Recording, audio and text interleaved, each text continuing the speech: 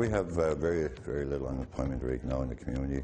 Tonight, how some First Nations are using resources to generate their own income. I wanted to find a way how to bridge Western medicine with traditional medicine. I didn't know how to go about it. McGill medical students get hands-on training in Akwesasne Mohawk Territory. And senators or members of parliament should not be conduits for racists that are in our society. And the Liberal Indigenous caucus calls for the resignation of Senator Lynn Beyak.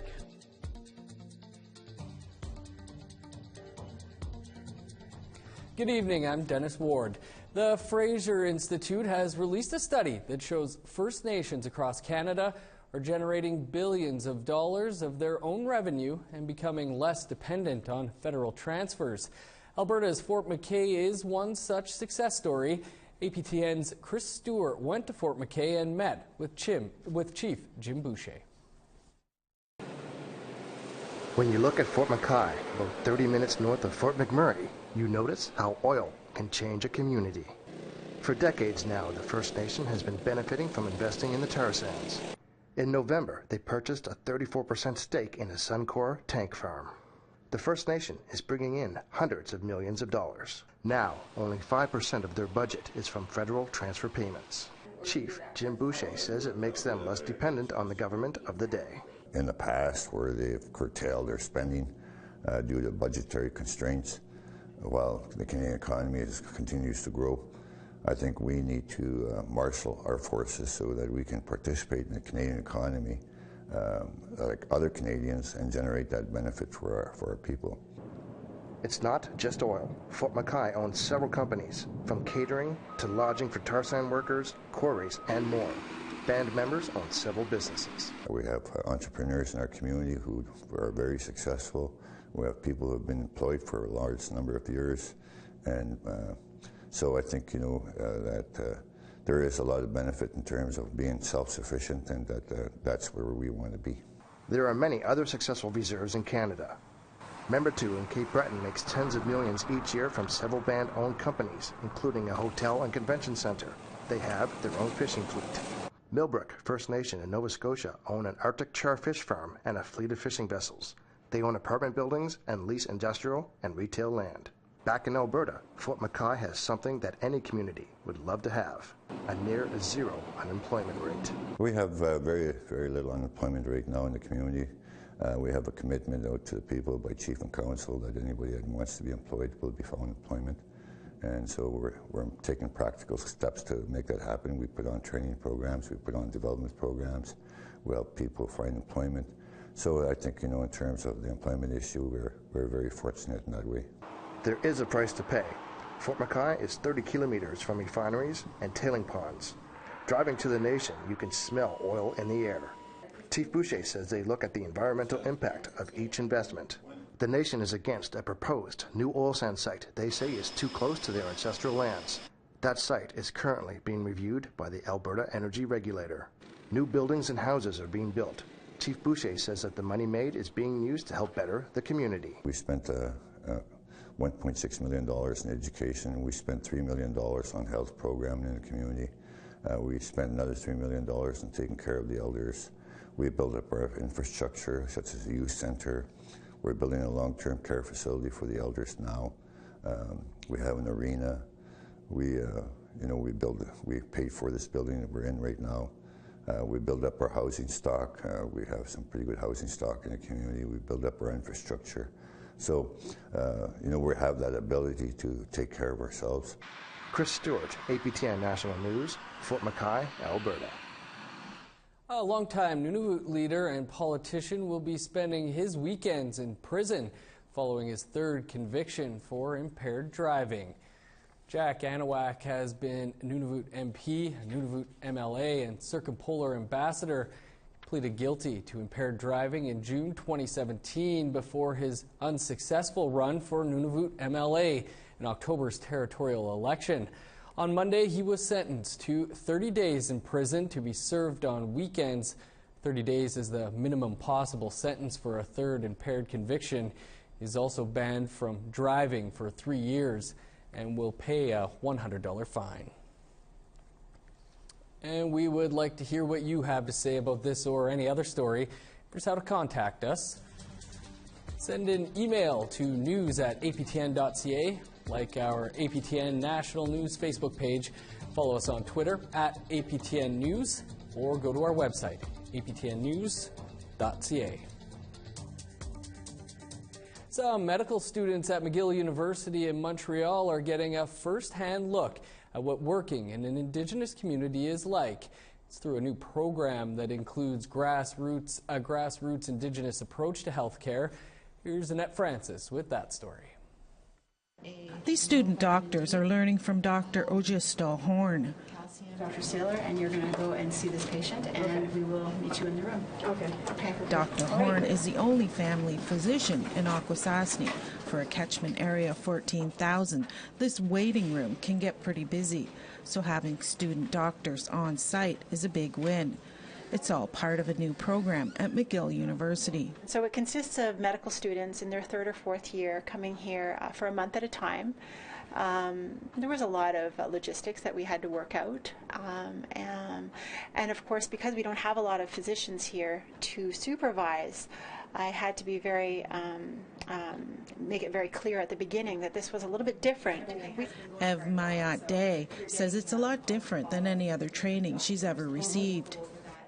We're in clinic with the doctors here. We follow nurses when they do home care, and we're also out and about in the community. So I've been to luncheons with the elders, a lot of community get-togethers, and it's very various. Yeah. The program began last August. So far, 7 students have participated.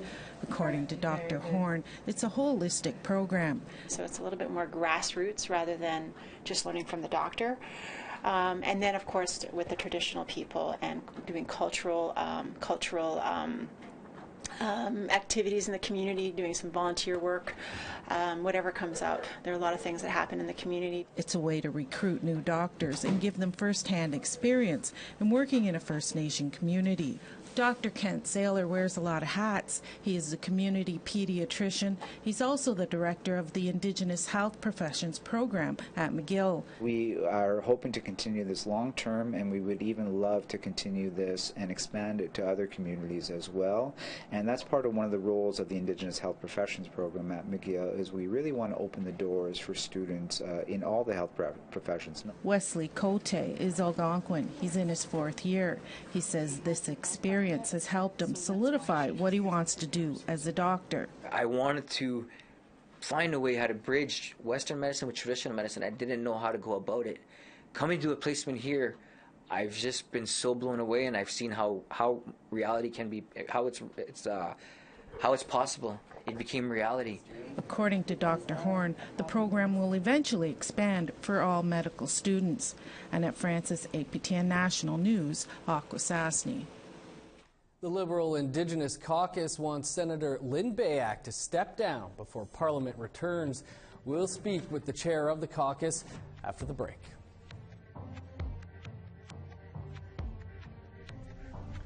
Here's a look at Wednesday's weather forecast. Starting on the East Coast, snow and -4 in Fredericton and Charlottetown.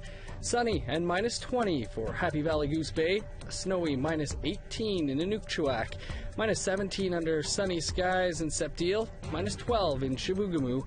-5 in Toronto, Peterborough, and Sault Ste. Marie on Wednesday. -7 in Sudbury and Timmins. -5 in Thunder Bay. Over to Manitoba, -16 for Churchill, -10 in Norway House. Finally, a reprieve from the cold in Winnipeg and a high of -1 on Wednesday, 0 in Brandon. Even warmer in Saskatchewan, +3 under sunny skies in Estevan and Regina, 0 in Meadow Lake, -14 in Stony Rapids.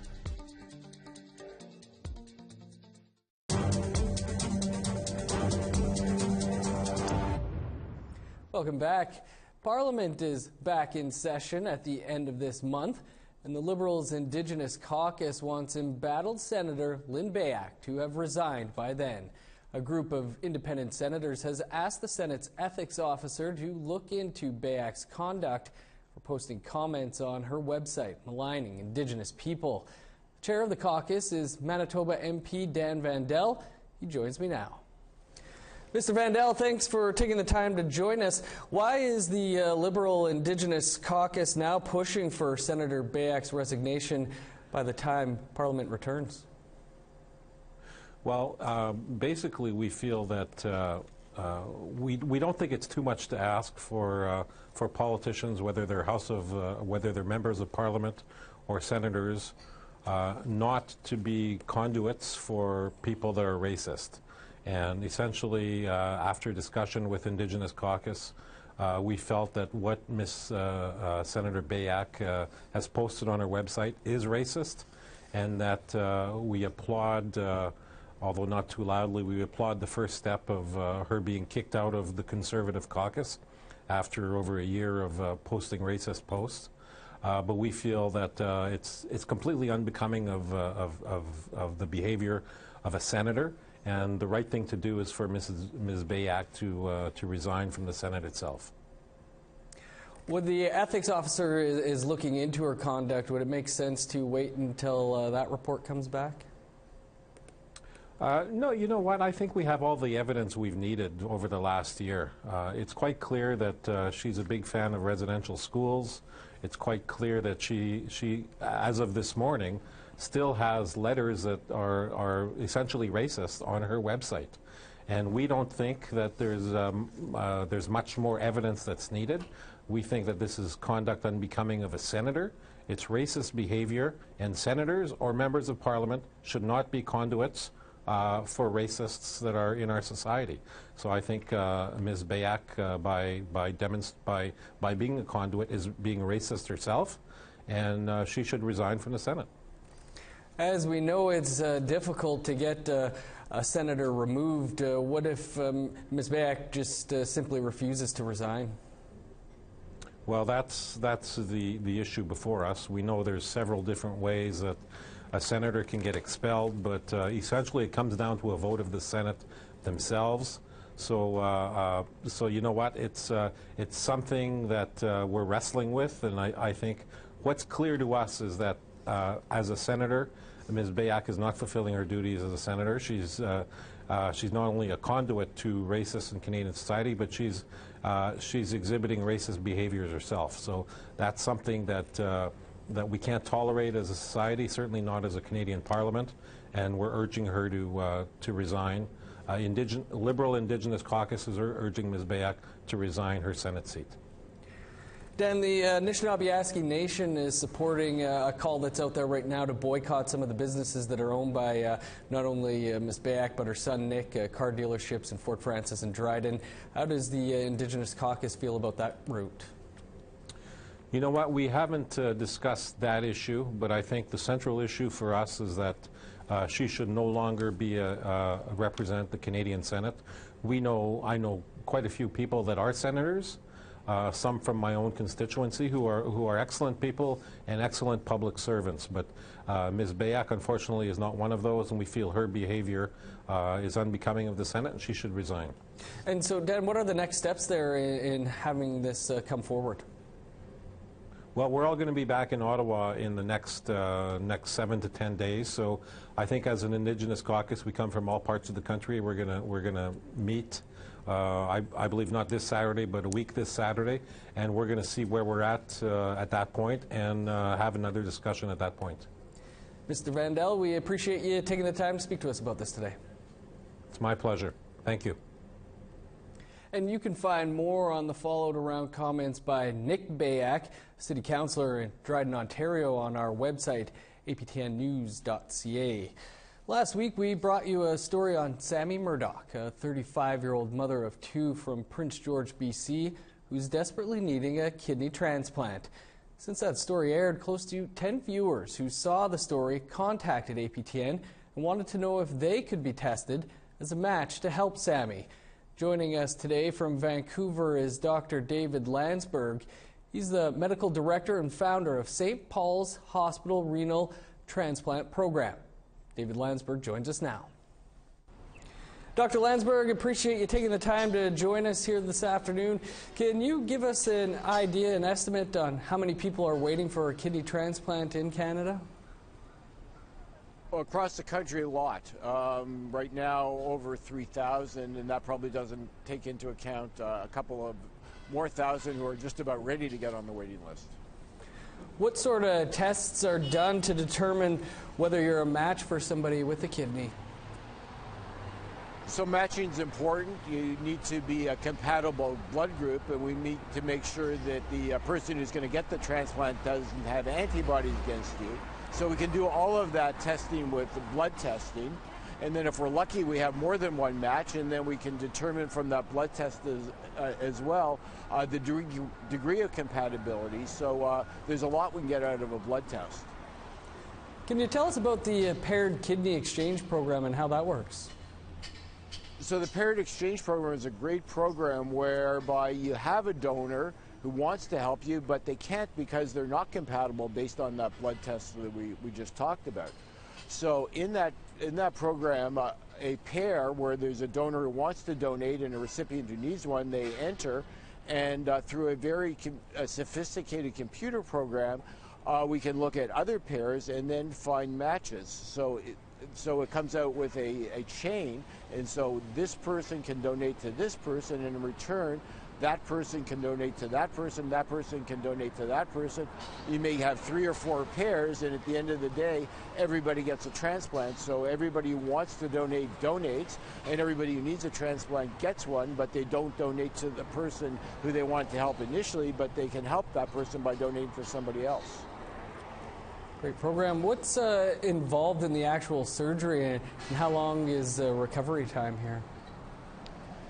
So for most donors, the surgery can actually be done laparoscopically. So that's by the small instruments which are inserted through very small incisions. All the work's done inside the body, and then the kidney's removed through a small incision. So that's called laparoscopic surgery. Surgery recovery time is pretty quick.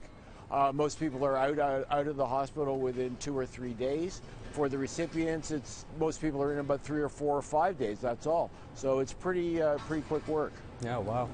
What's involved for the? What are the long-term risks for a kidney donation?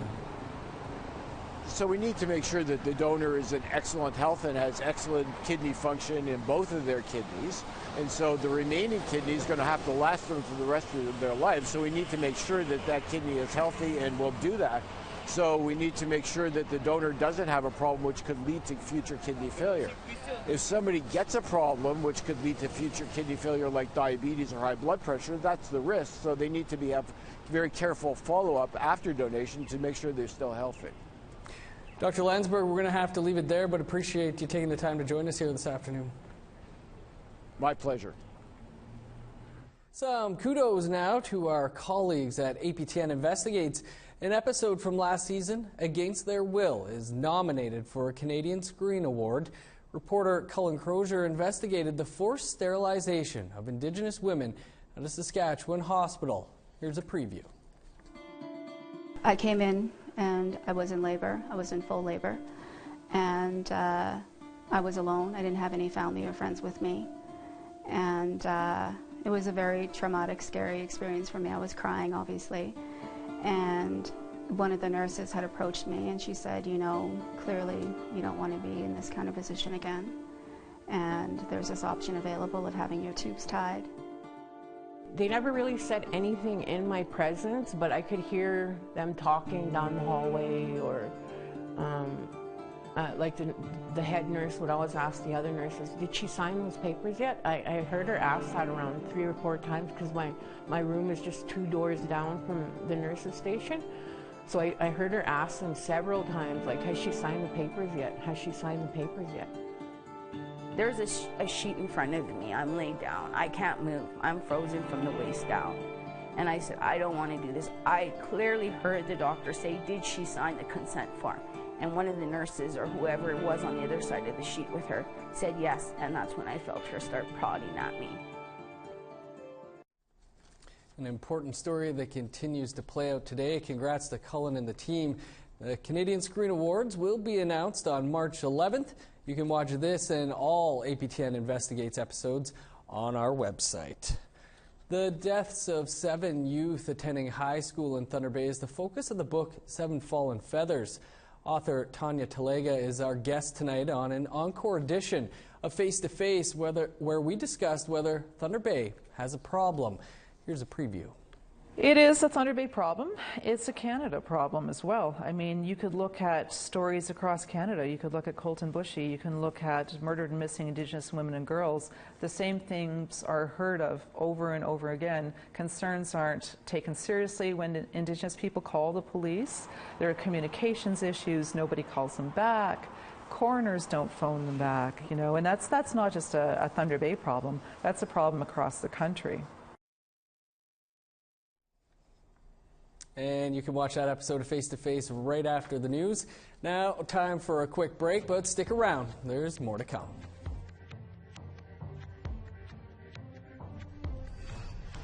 Here's the rest of Wednesday's weather forecast, picking back up in northern Alberta. +1 in Peace River, -1 in Fort McMurray. Sunny and 7 above for Medicine Hat, +5 in Calgary and Lethbridge. More rain on the way for the wet coast, +8 in Campbell River and Port Hardy. +8 and rain for Prince Rupert as well. Sunny and 2 above in Fort St. John. Cloudy, cooler day in Yukon, -14 in Beaver Creek. Over to NWT, -11 in Fort Resolution and Yellowknife. A mild day in Paulatuck and -3, -11 in Sax Harbor. In Nunavut, -27 under sunny skies in Repulse Bay, -22 in Cambridge Bay. Sunny and -30 in Igloolik on Wednesday, -28 in Resolute.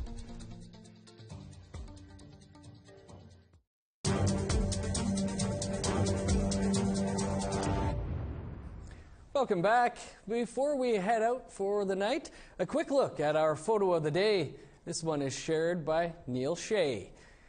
Two men embracing the weather in Nunavut on King William Island. Adam in his pants made of polar bear, and Anthony in skins of caribou. Have to wonder what Neil was wearing for pants. Neil, thanks for sending in the photo.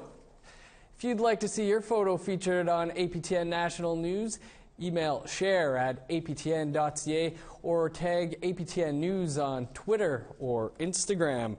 And that is your APTN National News for this Tuesday. Be sure to tune in tomorrow at 3 p.m. Eastern Time for a live episode of In Focus. We'll be looking back on 2017 and looking forward to the year ahead. Pam Palmater, Negon Sinclair, and Tim Fontaine will be our guests. Again, that is live tomorrow at 3 p.m. Eastern. Now stick around. Face to Face is up next. I'm Dennis Ward. Have a great night. We'll see you back here tomorrow.